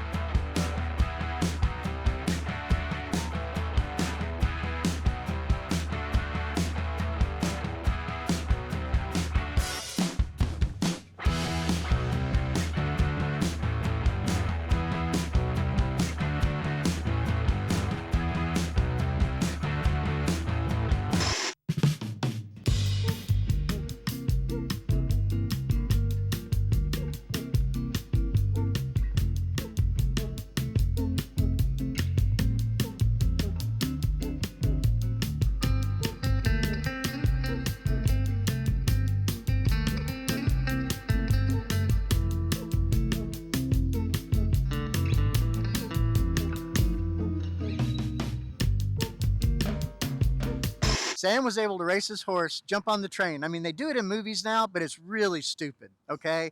I mean, because seriously, just put a tree down on the track, they stop, come on, you know? But I mean, they're not thinking. He jumps on the train, and they actually wind up finding newly minted gold pieces, $20 gold pieces, solid gold, that's bound for the mint in San Francisco. And it's $60,000. Now, in today's money, like there were 6 members of the gang, they each got 10 grand apiece. But in today's money, that would have been millions of dollars.